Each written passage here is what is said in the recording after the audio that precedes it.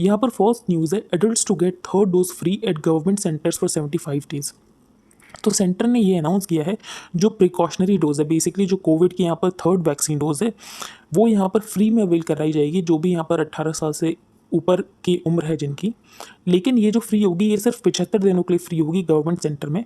और ये जो 75 दिन शुरू होंगे, ये शुरू होंगे जुलाई 15 से। Center on Wednesday announced that these precautionary doses will now be available for free to all those above 18 years of age at government centers for a period of 75 days starting July 15। तो basically जुलाई 15 से लेकर 75 दिनों तक free Covid dose आप avail करा सकते हैं अगर आपकी उम्र यहाँ पर 18 साल से ज़्यादा की है। प्रिकॉशनरी डोज को आप अवेल करा सकते हैं गवर्नमेंट सेंटर में। अब हम आगे चलते हैं, street battles in Colombo after Gotabaya fleas in dead of night. तो श्रीलंका के प्रेसिडेंट गोटाबाया राजपक्षा ये चले गए हैं मालदीव्स, लेकिन इन्होंने रेजिग्नेशन दिया नहीं है।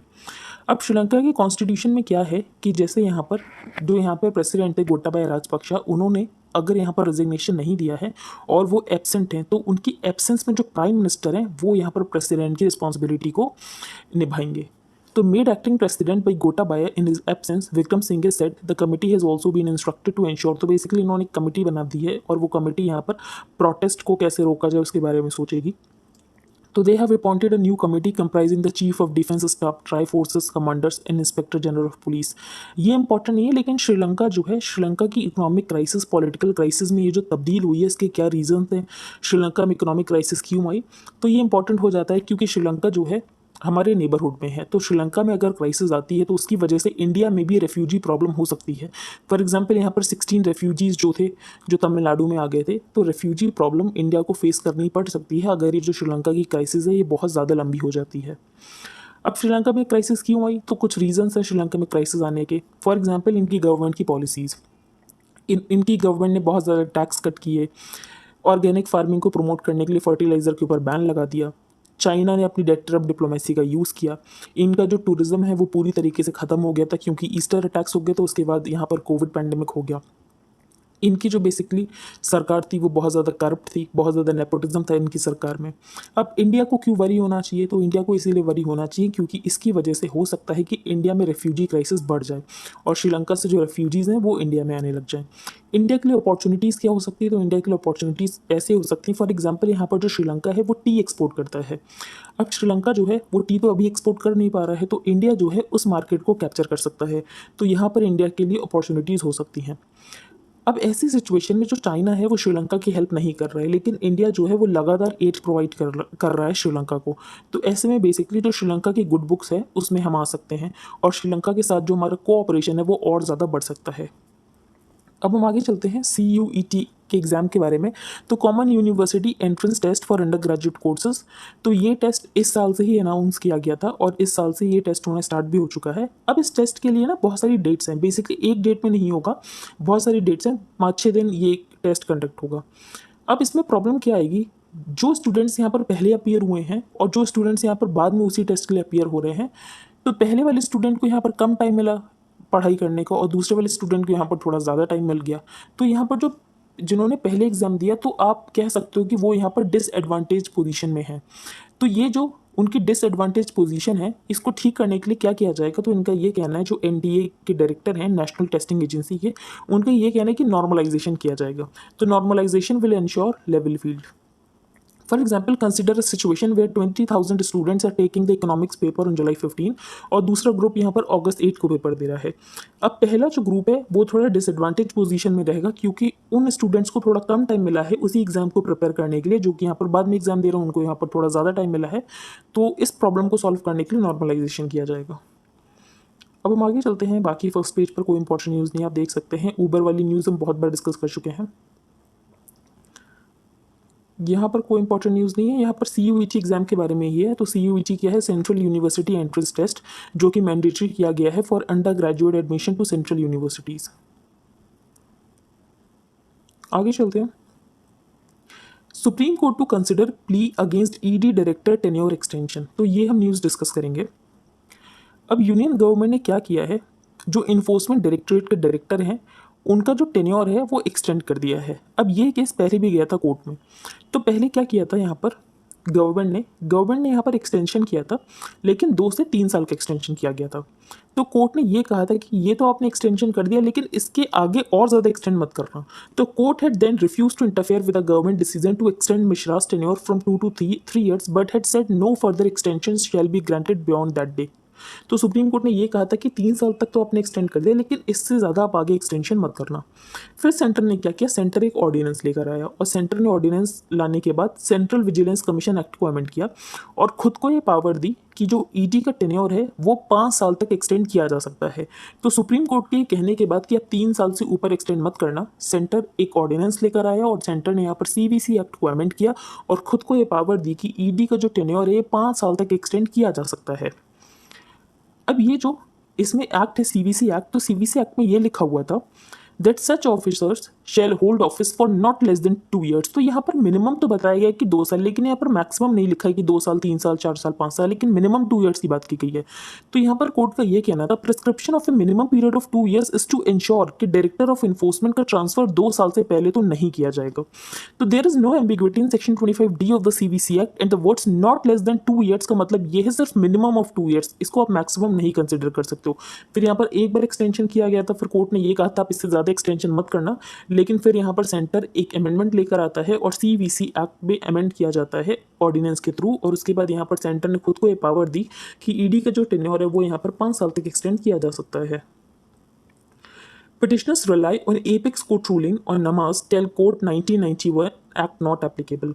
तो ये जो केस है ये अभी तक इसका कंक्लूजन नहीं आया है, तो जब इस केस का कंक्लूजन आ जाएगा तब हम डिस्कस कर लेंगे, लेकिन अभी हम एक रूलिंग डिस्कस करेंगे 1994 और एक हम एक्ट डिस्कस करेंगे प्लेसेस ऑफ वर्शिप एक्ट 1991। तो 1994 रूलिंग में कोर्ट का ये कहना था Ismail Faruqui versus union of India के केस में एपेक्स कोर्ट ने ये कहा था कि मॉस्क में नमाज पढ़ना एसेंशियल प्रैक्टिस नहीं है इस्लाम की।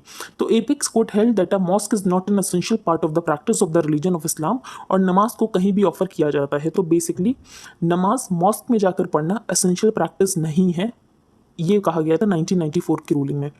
तो शिरूर मठ केस आपको पता होगा जिसमें एसेंशियलिटी का टेस्ट किया जाता है कि कौन सी प्रैक्टिस जो है एसेंशियल है किसी रिलीजन के लिए।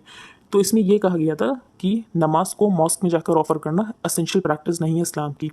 फिर 1991 का क्या एक्ट है, तो प्लेसेस ऑफ वर्शिप एक्ट 1991, जो कि ये कहता है कि 15 अगस्त 1947 को हमें जिस प्लेस का जैसा रिलीजियस कैरेक्टर मिला है हमें वैसा ही रखना है, उसे चेंज करने की कोशिश नहीं करनी है। तो places of worship act 1991 prohibits conversion of any place of worship and mandates maintenance of the religious character of any place of worship as it existed on August 15, 1947।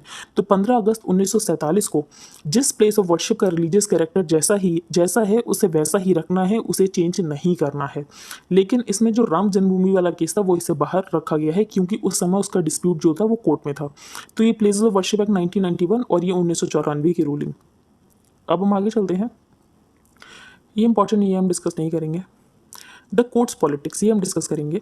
तो सुप्रीम कोर्ट जो US की supreme court है, तो US की supreme court ने रो versus वेड judgement को overturn कर दिया। रो वर्सेस वेड जजमेंट यहाँ पर बात करता था right to obtain an abortion, और इसमें यह कहा गया था कि एक पॉइंट होगा फीटल वाइबिलिटी का। तो फीटल वाइबिलिटी लगभग यहाँ पर 24 हफ्ते, प्रेगनेंसी के 24 हफ्ते तक होती है फीटल वाइबिलिटी। तो फीटल वाइबिलिटी का मतलब ये होता है कि उस पॉइंट के बाद जो यहाँ पर फीटस है वो वूम के बाहर भी सर्वाइव कर सकता है। तो यहाँ पर दोनों के राइट्स आ गए, विमेन के भी राइट आ गए कि विमेन का राइट है ओवर हर बॉडी। फिर यहाँ पर उस अनबॉर्न चाइल्ड का भी राइट आ गया क्योंकि अब वो भी यहाँ पर वूम के बाहर सर्वाइव कर सकता है। तो ये कहा गया था रो वर्सेस वेड में कि 24 हफ्ते तक प्रेगनेंसी के यहाँ पर एबॉर्शन कराया जा सकता है। तो बेसिकली एक फीटल वाइबिलिटी के पॉइंट तक यहाँ पर एबॉर्शन कराया जा सकता है। बाकी जो स्टेट्स हैं वो अपनी लॉज बना सकते हैं। ये यूएस की सुप्रीम कोर्ट का जजमेंट था। लेकिन अब नया जजमेंट आया डॉब्स वर्सेस जैक्सन के केस में, जिसमें रो वर्सेस वेड को ओवरटर्न कर दिया गया है। तो बेसिकली एक तरीके से जो एबॉर्शन का राइट है वो खत्म कर दिया गया है, बाकी जो स्टेट है वो अपनी लॉज बना सकते हैं। तो यहाँ पर ऑथर ने ये कहा है कि ऐसी रूलिंग हमें इसीलिए देखने को मिल रही है यूएस की सुप्रीम कोर्ट में क्योंकि इससे पहले जो डोनाल्ड ट्रंप यहाँ पर अपॉइंटमेंट करके गए हैं, तो वो जिन जजेस के अपॉइंटमेंट करके गए हैं उनकी जो सोच है वो कंजर्वेटिव सोच है। तो वही हमें जजमेंट्स में देखने को मिल रहा है, कंजर्वेटिव जजमेंट्स हमें देखने को मिल रहे हैं। तो even though Trump was not री elected, his impact on American politics will easily last for at least another 25 years, क्योंकि उन्होंने जो जजेस अपॉइंट किए हैं वो यहाँ पर लगभग आने वाले 25 साल तक तो रहने ही वाले हैं। तो जैसे हमारे जजेस की रिटायरमेंट एज होती है, यूएस में सुप्रीम कोर्ट के जजेस की रिटायरमेंट एज नहीं होती है, they enjoy life terms with no retirement age. लेकिन हमारे जो सुप्रीम कोर्ट के जजेस हैं वो 65 साल में रिटायर हो जाते हैं, लेकिन यूएस में जजेस रिटायर नहीं होते हैं, वो लाइफ टर्म तक रहते हैं। By contrast India has gone the other route. इसके अलावा यहाँ पर जो जजेस की स्ट्रेंथ है वो भी इंक्रीज नहीं की जाती है, एज सच उनकी जजेस की स्ट्रेंथ बहुत कम है हमारे कंपैरिजन में। तो US also has a small supreme court with only 9 जजेस, जो कि एक साथ बैठकर यहाँ पर किसी भी केस को डिसाइड करते हैं। और अगर कंजर्वेटिव जजेस ज़्यादा होंगे तो बेसिकली जो जजमेंट आएगा वो सारे यहाँ पर कंजर्वेटिव जजमेंट्स ही आएंगे। तो by contrast, India has gone the other route, choosing to periodically enlarge the size of the court from 7। तो जब हमारे कोर्ट्स एस्टैब्लिश हुए थे 1950 में, तो सुप्रीम कोर्ट की स्ट्रेंथ 7 थी, आज सुप्रीम कोर्ट की स्ट्रेंथ 34 जजेस की है। अब आपको ये लग रहा होगा कि अमेरिका में जो जजेस होते हैं वो भी डिवाइड होती हैं आइडियोलॉजी के बेसिस पे। तो हाँ, अमेरिका में जजेस भी डिवाइड होते हैं आइडियोलॉजी के बेसिस पे कि यहाँ पर कंजर्वेटिव जजेस कौन से हैं, डेमोक्रेट जजेस कौन से हैं, लेकिन इंडिया में आपको ऐसा देखने को नहीं मिलता है। जजेस की आइडियोलॉजी होती होगी, लेकिन वो आइडियोलॉजी हमें जजमेंट्स में नहीं देखने को मिलती है। Further, the American appointment process is very clearly political, और जजेस यहाँ पर प्रेसिडेंट नॉमिनेट करते हैं, और जब यहाँ पर प्रेसिडेंट जजेस को नॉमिनेट करते हैं फिर यूएस सेनेट वोट करता है उन नॉमिनेशन को कंफर्म करने के लिए। लेकिन इंडिया में कैसे जजेस को अपॉइंट किया जाता है, तो इंडिया में बेसिकली कलेजियम सिस्टम है, और कलेजियम सिस्टम के बेसिस पे जजेस को अपॉइंट किया जाता है। और कलेजियम सिस्टम कॉन्स्टिट्यूशन में नहीं था, कलेजियम सिस्टम पार्लियामेंट के एक्ट की वजह से नहीं आया, कलेजियम सिस्टम सुप्रीम कोर्ट के जजमेंट्स की वजह से आया। तो सुप्रीम कोर्ट के जजमेंट्स की वजह से यहाँ पर कलेजियम सिस्टम आया है, और कलेजियम सिस्टम के बेसिस पे ही इंडिया में जजेस का यहाँ पर अपॉइंटमेंट होता है। नेक्स्ट हम डिस्कस करेंगे a shot in the arm. तो ये हमने कल भी डिस्कस किया था।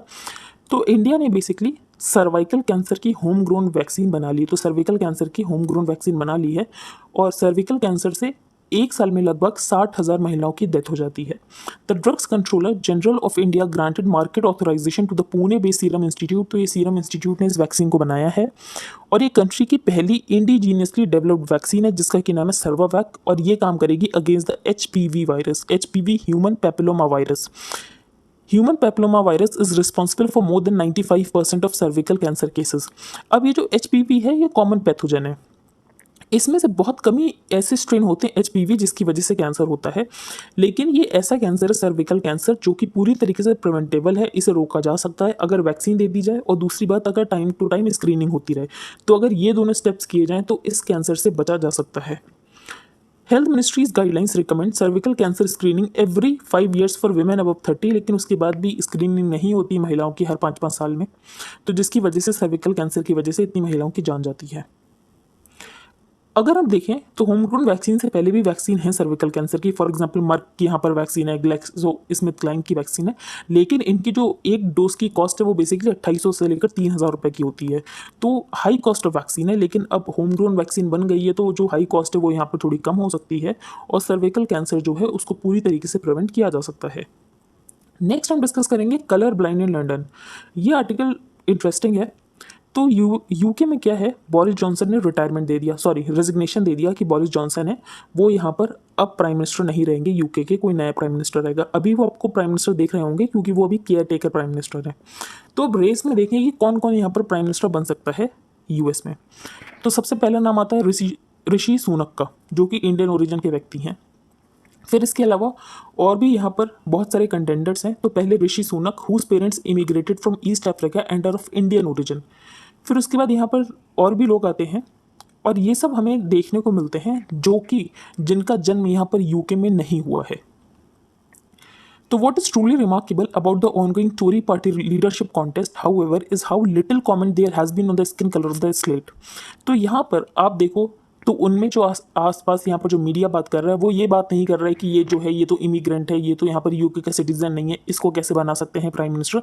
तो आपको ऐसी बात देखने को नहीं मिल रही है। तो British political classes, media and public at large seem intensely unconcerned about the next occupant of 10 Downing Street being non white. तो किसी को कोई फर्क नहीं पड़ता कि जो नेक्स्ट यहाँ पर प्राइम मिनिस्टर है वो वाइट है या नहीं है। In a country that is inextricably linked in many Indian minds with an ugly history of racism। तो आपने हिस्ट्री में तो पढ़ा ही होगा कि ब्रिटिशर्स ये कहते थे कि हम जो हैं इंडियन सिटीजन्स जो हैं वो ब्रिटिशर्स के लिए वाइट मैंस बर्डन है। तो जिस कंट्री की हिस्ट्री पूरी तरीके से रेशियल है, वो यहाँ पर अब रेशियल को कुछ समझता ही नहीं है, वो रेसिज्म को लेकर ही नहीं चल रहा है। तो हम देख रहे हैं कि कितना ज़्यादा माइंडसेट में चेंज आया है। तो what is even more surprising is that there is virtually no discussion of the fact कि यहाँ पर जो रनर्स और राइडर्स है उसमें कोई हिंदू है, कोई प्रैक्टिसिंग बुद्धिस्ट है, कोई यहाँ पर मुस्लिम है। तो ये बात सोची भी नहीं जा रही है। सिर्फ ये देखा जा रहा है कि कौन यहाँ पर कंटेंडर है और कौन यहाँ पर बन सकता है प्राइम मिनिस्टर। इसके अलावा किसी का ना रिलीजन देखा जा रहा है, ना स्किन कलर देखा जा रहा है। तो पूरी तरीके से जो यहाँ पर कंटेंडर्स अगर हम देखें तो उसमें से हाफ ऑफ द कंटेंडर्स ऐसे हैं जो कि यहाँ पर नॉन नेटिव हैं। तो next head of the UK government a complete non native in terms of skin colour, ethnicity, but also importantly a religion. तो रिलीजन भी ज़रूरी नहीं है कि वो यहाँ पर क्रिश्चियन से हो, क्योंकि बहुत सारे ऐसे कंटेंडर्स हैं जो कि क्रिश्चियनिटी को फॉलो नहीं करते हैं। तो इससे हमें क्या पता चल रहा है? तो this increasingly relax attitude towards identity. तो यहाँ पर जो ब्रिटिश का एटीट्यूड है टुवर्ड्स आइडेंटिटी, वो धीरे धीरे हम देख रहे हैं कि कितना ज़्यादा रिलैक्स हो गया। उन्हें किसी की आइडेंटिटी से कोई फर्क नहीं पड़ रहा है अब। तो this small island punches well over its economic and military weight, और ये एक तरीके का सॉफ्ट पावर जनरेट कर रहा है for UK. British universities attract the brightest from around the world. इसके अलावा जो ब्रिटिश मीडिया है और ब्रिटिश कल्चर है वो बहुत ज़्यादा अपील करता है लोगों को। While colonial history and the world wide spread of English are powerful foundation. तो हो सकता है कि लोगों को ब्रिटिश कल्चर इसीलिए ज़्यादा अपील करता हो क्योंकि यहाँ पर ब्रिटिशर्स ने बहुत सारे कंट्रीज़ में जाकर अपनी कॉलोनी बनाई थी। तो ये एक रीज़न हो सकता है। दूसरा रीज़न ये भी है कि ब्रिटिश में अब जो आइडेंटिटीज़ हैं, तो आइडेंटिटीज़ की जो लाइन है जो कि डिमार्केट करती है, वो अब धीरे धीरे ख़त्म हो रही हैं। There is a lesson for India. अब इंडिया के लिए क्या लेसन है? तो इंडिया जो कि अपने मिलेनियल ओल्ड कल्चर की बात करता है, अपने ट्रेडिशंस की बात करता है, अपने social fabric of the country की बात करता है कि हमारे कंट्री में इतने सारे फेथ के लोग, इतने सारे रिलीजन्स के लोग एक साथ रहते हैं, ये कहीं ना कहीं इरोड हो रहा है पिछले कुछ सालों में, ऐसा ऑथर का कहना है। तो last dimension has badly eroded over the past decade as the word sees us becoming increasingly. तो वर्ड को ये लगता है कि हम बहुत ज़्यादा शोविनिस्टिक होते जा रहे हैं, बहुत ज़्यादा एग्रेसिव और इनटॉलरेंट हिंदू आइडेंटिटी को असर्ट करने की कोशिश कर रहे हैं। और अगर वर्ड में ऐसा मैसेज जाएगा तो बेसिकली जो हमारी सॉफ्ट पावर है वो यहाँ पर कम होगी। तो हो सकता है कि हम यहाँ पर वेस्ट कंट्रीज़ के बराबर इकोनॉमिक माइट नहीं है, हमारी इतनी ज़्यादा मिलिट्री माइट नहीं है, लेकिन हमारी सॉफ्ट पावर बहुत ज़्यादा है कि हम एक मल्टी कल्चरल कंट्री हैं, मल्टी रिलीजियस कंट्री है। तो ये नहीं इरोड होना चाहिए क्योंकि इसी से इंडिया की एक सॉफ्ट पावर है। तो while this has been portrayed as pay back for historical wrongs in the revival of the Hindu India's strength by the right wing, लेकिन ये वर्ड में हमारा मैसेज सही नहीं जा रहा है। तो अगर हम चाइना से कंपेयर करें तो चाइना में जो चाइना की सॉफ्ट पावर है और जो हमारी सॉफ्ट पावर है, तो बेसिकली हमारी सॉफ्ट पावर चाइना से बहुत ज़्यादा है। तो the knock that India soft power is taking as a result is all the more serious in the context of the growing threat from China. India's global moral and cultural influence is perhaps the only dimension of power जहाँ पर हम यहाँ पर China को out perform करते हैं। But even as Britain is gradually embracing a multifaceted identity to its global advantage. तो यहाँ पर ब्रिटेन जैसे अपनी मल्टी फैसेटेड आइडेंटिटी को यूज़ कर रहा है, हम बेसिकली बहुत नैरो रिलीजियो कल्चरल नेशनलिज्म की तरफ जा रहे हैं, जो कि हमें नहीं करना चाहिए। फिर ये हम नेक्स्ट आर्टिकल डिस्कस करेंगे। इसमें यह बताया गया है कि कोई भी कम्युनल राइट होता है, फॉर एग्जांपल यहाँ पर एंटी सिख राइट्स जो कि 1984 में हुए थे, फिर यहाँ पर बाबरी मस्जिद राइट्स जो कि 1992-3 में हुए थे, फिर गुजरात राइट्स जो कि 2002 में हुए थे। अगर उसके बाद हम देखें तो क्या कहा जाता है कि ये राइट्स हो गए, प्राइम मिनिस्टर क्या कर रहे थे, होम मिनिस्टर क्या कर रहे थे, चीफ मिनिस्टर क्या कर रहे थे, यही आप क्वेश्चन करते हो, मोस्टली सब लोग यही क्वेश्चन करते हैं। तो ऑथर ने ये कहा है कि राइट्स के लिए सिर्फ आप कुछ 3 या 4 पोजीशंस को जिम्मेदार नहीं ठहरा सकते हो। तो there are failures of systemic proportions involving hundreds if not thousands of individuals. और राइट्स अगर होते हैं तो उसके लिए स्टेट और नॉन स्टेट एक्टर्स दोनों ही इक्वली रिस्पॉन्सिबल होते हैं। We seem to place too much faith in the ability of 2 or 3 individuals in key position. We simply lack the institutional capacity. तो राइट्स को यहाँ पर कंट्रोल करने की हमारे पास इंस्टीट्यूशनल कैपेसिटी नहीं है, हमारा नेशनल कैरेक्टर नहीं है, और तीसरी बात पॉलिटिकल और कल्चरल एपेटाइट भी नहीं है कि हम इन राइट्स को प्रोसिक्यूट करें। तो एक बार राइट्स हो गए तो आप ऐसे ही यहाँ पर सजा दो जिसकी वजह से दोबारा राइट्स कभी हो ही ना। तो it is a sad reality that our democratic institutions are all too frequently overwhelmed by irrational fault lines of identity. तो आपको हर डेमोक्रेटिक इंस्टीट्यूशन में फॉल्ट लाइन्स दिख जाएंगी आइडेंटिटी की बेसिस पे, रिलीजन की बेसिस पे, कास्ट की बेसिस पे, एथनिसिटी, लैंग्वेज। तो बेसिकली हम देखें तो हमने बहुत सारी यहाँ पर आइडेंटिटी की बेसिस पर फॉल्ट लाइन्स बना ली हैं। Brushing these recurring outbreaks of violence under the carpet will always be remain a more convenient and therefore default option। तो अगर राइट्स को आप दबाने की कोशिश करोगे, राइट्स तो हुए ही नहीं, राइट्स कहाँ पर हुए, तो बेसिकली ये नहीं करना चाहिए। अगर आप ऐसा करोगे तो आने वाले समय में भी राइट्स होंगे। तो this is an inconvenient truth about our state and civil society that must be comprehended before it is confronted और क्योर्ड। तो ये यहाँ पर ऑथर ने कहा है, जो कि हमने डिस्कस कर लिया है। Regrettably, for far too long, the public discourse on communal rights has been hijacked by rather odious, तो ये इंपॉर्टेंट नहीं है। तो बेसिकली यहाँ पर ऑथर ने लिखा तो तीसरा शीतलवाड़ के बारे में था, लेकिन ये हमारे लिए इंपॉर्टेंट नहीं है कि तीसरा शीतलवाड़ ने क्या किया, इसीलिए हम डिस्कस नहीं करेंगे। लेकिन जो पॉइंट हमारे एग्जाम के पर्पज से इंपॉर्टेंट है कि कम्युनल राइट्स को कैसे डील करना चाहिए, वो हमने डिस्कस कर लिया। अब हम आगे चलते हैं। जो यहाँ पर ल्यूहांग्स और डोनेट्स्क का रीजन है, जिसको रशिया ने ये कहा था कि ये दोनों इंडिपेंडेंट स्टेट्स हैं, उनको अब नॉर्थ कोरिया ने रिकॉग्नाइज कर लिया है। तो North Korea on Wednesday recognise to Russian breakaway people's republic, जो कि यूक्रेन में है। तो नॉर्थ कोरिया ने रिकॉग्नाइज कर लिया, रशिया ने रिकॉग्नाइज कर लिया, सीरिया ने रिकॉग्नाइज कर लिया। 3 कंट्रीज हो गए जिन्होंने इस डॉनबास रीजन को यहाँ पर रिकॉग्नाइज कर लिया है। जो यहाँ पर जो बाइडन है, ये गए हुए हैं इसराइल। जो Biden open hits first visit to the mid east as president on Wednesday by declaring, और इनका ये कहना है कि हमारी बोन डीप बॉन्ड है यूएस के साथ। यूएस और इसराइल का जो बॉन्ड है वो बहुत ज़्यादा बोन डीप है। अब प्रॉब्लम ये है कि ये यहाँ पर गए तो हैं, इनका मेन मोटिव क्या है? इनका मेन मोटिव ये है कि जो ईरान है वो अपना यहाँ पर न्यूक्लियर वेपन ना बनाए। अब ईरान न्यूक्लियर वेपन ना बनाए, उसके लिए ज़रूरी है कि JCPOA एग्रीमेंट वापस से हो जाए। अब JCPOA एग्रीमेंट जो है वो हुआ था ईरान और P5+1 कंट्रीज़ के बीच में, लेकिन बाद में डोनाल्ड ट्रंप ने इस एग्रीमेंट से बाहर आ गए, और उसके बाद यहाँ पर ईरान का भी ये कहना था कि हम इस एग्रीमेंट के टर्म्स को नहीं मानेंगे, और ईरान ने बहुत तेज़ी से न्यूक्लियर वेपन बनाना स्टार्ट कर दिया है। और ईरान अगर न्यूक्लियर वेपन बनाएगा तो बेसिकली ये थ्रेट की तरह होगा इसराइल और सऊदी अरेबिया के लिए। तो इसराइल और सऊदी अरेबिया यही चाहते हैं यूएस से कि यूएस किसी तरीके से JCPOA एग्रीमेंट वापस से रिवाइव कर ले ईरान के साथ, और जो ईरान यहाँ पर न्यूक्लियर वेपन बना रहा है वो ना करे। तो Israeli officials said Iran's quickly evolving nuclear program is at the top of their agenda for talks with the US President Biden, और यही चाहते हैं यहाँ पर इसराइल की जो ईरान न्यूक्लियर डील है वो वापस से रिवाइव हो जाए। अब हम आगे चलते हैं। यहाँ पर हम डिस्कस करेंगे तो कंपेयरिंग कॉन्स्टिट्यूशन एक टॉपिक है, तो उसके बारे में यहाँ पर श्रीलंका के कॉन्स्टिट्यूशन में कुछ इंपॉर्टेंट पॉइंट्स डिस्कस करते हैं। तो आर्टिकल 37.1 जो है श्रीलंका के कॉन्स्टिट्यूशन का, वो ये कहता है कि अगर प्रेसिडेंट एब्सेंट है, कि उनको कोई इलनेस हो गई है या किसी और रीज़न की वजह से वो एब्सेंट हैं और अपनी ड्यूटीज़ को डिस्चार्ज नहीं कर पा रहे हैं या अपनी पावर्स को एक्सरसाइज नहीं कर पा रहे हैं, तो बेसिकली वो यहाँ पर अपॉइंट कर सकते हैं प्राइम मिनिस्टर को, कि प्राइम मिनिस्टर जो है वो यहाँ पर प्रेसिडेंट की तरह एक्ट करेंगे। तो यही अभी श्रीलंका में हुआ है, क्योंकि गोटाबाया राजपक्षे ने रेजिग्नेशन नहीं दिया है, वो सिर्फ चले गए हैं कंट्री से, तो वो एब्सेंट हैं। तो उनके एब्सेंट होने तक यहाँ पर जो श्रीलंका के प्राइम मिनिस्टर रनिल विक्रमसिंघे वो यहाँ पर एक्ट कर रहे हैं as president. This means that Gotabaya remains president, that is what article 37.1 assumes. तो अगर यहाँ पर वो रिजाइन कर देते तो आर्टिकल 40 के अंतर्गत यहाँ पर नए इलेक्शंस तो नहीं होते एज सच, लेकिन जो पार्लियामेंट है वो इलेक्ट करती one of its members as president for the reminder of the term. तो अगर वो यहाँ पर रेजिग्नेशन दे देते तो पार्लियामेंट किसी मेंबर को यहाँ पर इलेक्ट कर देती कि ये यहाँ पर प्रेसिडेंट रहेंगे for the reminder of the term. This election must be held within a month of the vacancy arising and on Tuesday expecting that the president would resign, लेकिन यहाँ पर अभी तक प्रेसिडेंट ने रिजाइन नहीं किया है। अभी जो प्रेसिडेंट हैं गोटाबाया राजपक्षे, ये चले गए हैं मॉलडीव्स। तो मॉलडीव्स में ये जो श्रीलंका के लोग हैं वो प्रोटेस्ट कर रहे हैं कि डियर मॉलडीवियन फ्रेंड्स, प्लीज अर्ज योर गवर्नमेंट कि वो यहाँ पर क्रिमिनल्स को सेफगार्ड ना करे। When parties claim same symbol, तो एकनाथ शिंदे और यहाँ पर उद्धव ठाकरे दोनों क्लेम कर रहे हैं कि ये जो बो एंड एरो का सिंबल है, शिवसेना का जो सिंबल है, वो दोनों ही क्लेम कर रहे हैं। अब किसको देगी इलेक्शन कमीशन, तो उसके लिए एक ऑर्डर है जो कि हम डिस्कस करेंगे। On Monday the Uddhav Thackeray led Shiv Sena approach the election commission of India requesting it to hear it side before deciding claims to the party's bow and arrow symbol.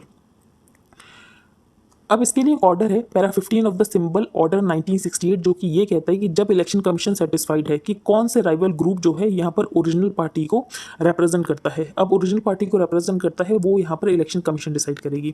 अब जब इलेक्शन कमीशन डिसाइड करेगी तो हो सकता है कि इलेक्शन कमीशन को ये भी लग सकता है कि कोई भी यहाँ पर राइवल ग्रुप जो है रिकॉग्नाइज पॉलिटिकल पार्टी को रिप्रेजेंट नहीं करता है, तो ऐसे में किसी को भी सिंबल ना मिले। तो and other persons as desire to be heard decide that one such rival section of group और none of such rival section of group is that recognized political party and the decision of the commission shall be binding on all such rival sections और groups। तो यहाँ पर जो भी election commission decision देगी वो binding होगा सारे राइवल सेक्शंस और ग्रुप्स के ऊपर। तो ये जो इलेक्शन कमीशन डिसाइड करती है ये सिर्फ बेसिकली नेशनल और स्टेट पार्टीज के डिस्प्यूट में ये एप्लीकेबल होता है। अगर कोई यहाँ पर रजिस्टर्ड अनरिकॉग्नाइज पार्टीज है तो यहाँ पर इलेक्शन कमीशन ये कहती है आप या तो कोर्ट चले जाओ, या तो जो भी आपके डिस्प्यूट्स हैं वो आप इंटरनली सॉल्व कर लो, हम आपके डिस्प्यूट सॉल्व नहीं करेंगे। तो इलेक्शन कमीशन जो सॉल्व करती है बेसिकली वो यहाँ पर नेशनल पार्टीज और स्टेट पार्टीज के केस में करती है। नेक्स्ट है gender gap index and India's low ranking. तो जेंडर गैप इंडेक्स कौन निकालता है, तो ये निकालती है वर्ल्ड इकोनॉमिक फोरम। तो global gender gap index world economic forum निकालती है।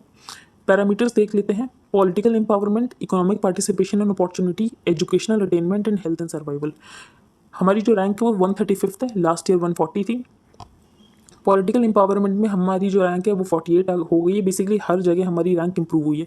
अब आपको ये लग रहा होगा कि पॉलिटिकल एम्पावरमेंट में हमारी इतनी अच्छी रैंक कैसे है। अगर हम लेजिस्लेचर में भी देखें तो वुमेन का तो इतना रिप्रेजेंटेशन है नहीं, वुमेन को अभी तक 33% रिप्रेजेंटेशन तो मिला नहीं है पार्लियामेंट में। तो इसीलिए है क्योंकि एक इसका इंडिकेटर होता है कि कितने टाइम तक जो आपकी हेड ऑफ द स्टेट रही हैं वो यहाँ पर विमेन रही है। तो अगर आप देखो तो इंदिरा गांधी हमारी प्राइम मिनिस्टर रही थी, जिसकी वजह से हमारी पॉलिटिकल एम्पावरमेंट में इतनी अच्छी रैंकिंग है। तो एज सच तो विमेन का पार्टिसिपेशन इतना नहीं है पार्लियामेंट में, लेकिन इस बेसिस पे हमारी पॉलिटिकल एम्पावरमेंट में रैंक बहुत ज़्यादा अच्छी है। बाकी आप देख सकते हो 135 हमारी रैंक है। ग्लोबल जेंडर गैप इंडेक्स कौन निकालता है? तो वर्ल्ड इकोनॉमिक फोरम निकालता है। बाकी 4 पैरामीटर्स आपको पता होने चाहिए, 4 डायमेंशंस, बस इतना ही काफ़ी है।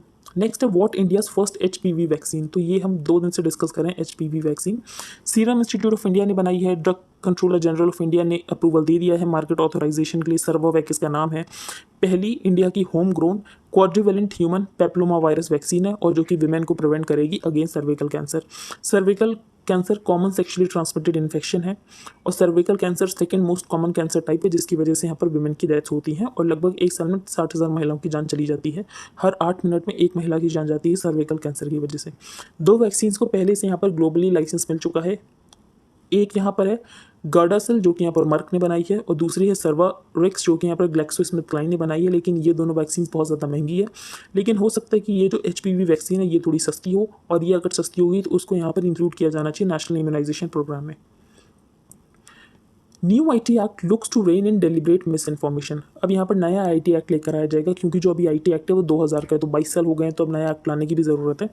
तो recognising that offences in the online world including social media platforms जो हैं, और ऑफलाइन वर्ल्ड में जो ऑफेंसेस है वो पूरी तरीके से डिफरेंट होते हैं, तो जिसके लिए इस बात को रिकॉग्नाइज करने की ज़रूरत है।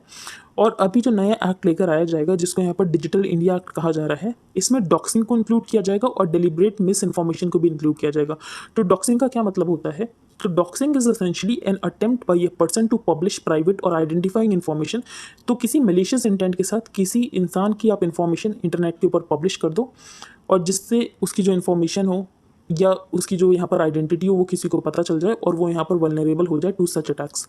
For example doxxing is publishing and analysing others personal information on the internet किसी मलिशियस इंटेंट के साथ, जिसकी वजह से उस पर्सन की रियल आइडेंटिटी यहाँ पर रिवील हो जाए, और फिर उसको हैरेसमेंट किया जाए, उसका साइबर अटैक्स के लिए वो वल्नरेबल हो जाए, तो उसको ही कहते हैं डॉक्सिंग।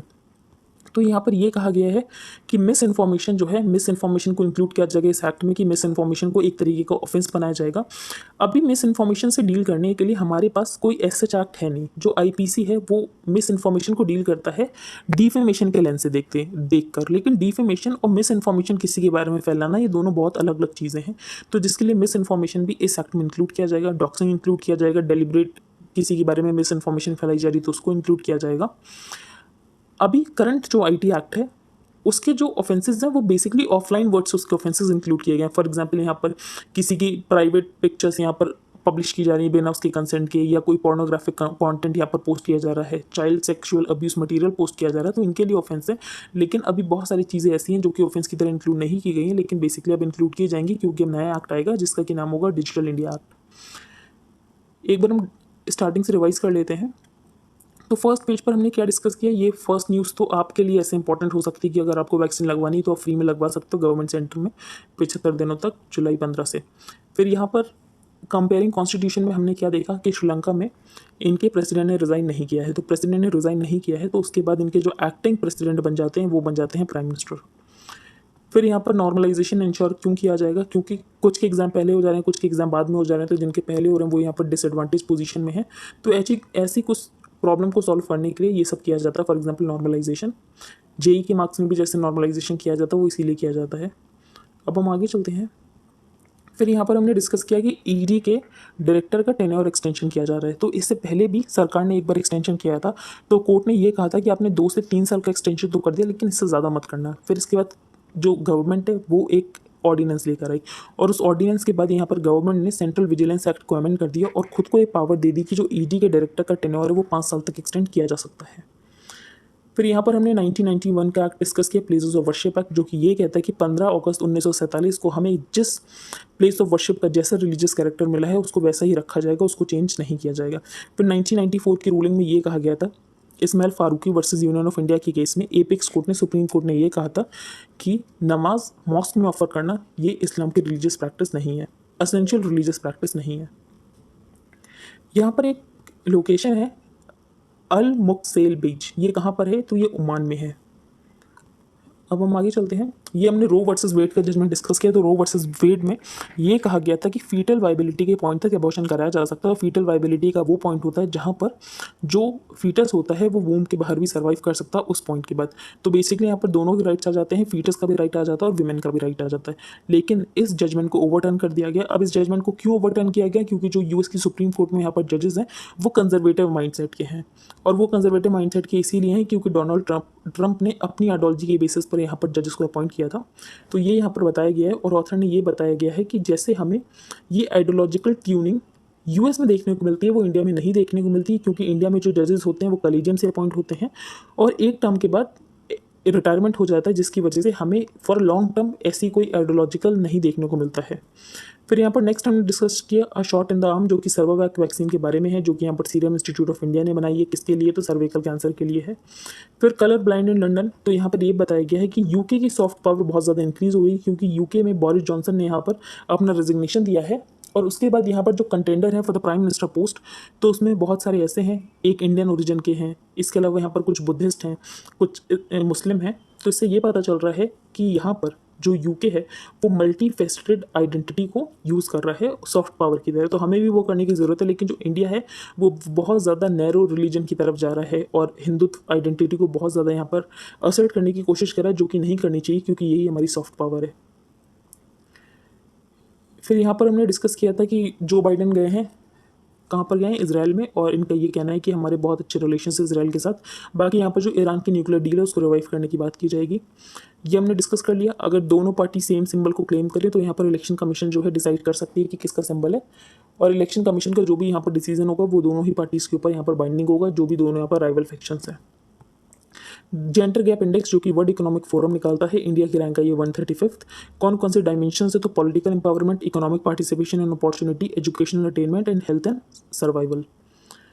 न्यू आईटी एक्ट में इंक्लूड किया जाएगा डॉक्सिंग को, इसके अलावा मिस इन्फॉर्मेशन को। और डॉक्सिंग क्या होता है वो हमने डिस्कस कर लिया कि किसी इंसान की जानबूझकर कोई इन्फॉर्मेशन पब्लिक, कोई प्राइवेट इन्फॉर्मेशन पब्लिक करना मलिशियस इंटेंट के साथ कि उसकी इन्फॉर्मेशन किसी के पास चली जाए और उसका फिर यहाँ पर हैरेसमेंट हो, इसके अलावा साइबर अटैक्स के लिए वल्नरेबल हो जाए, तो उसको यहाँ पर डॉक्सिंग कहते हैं।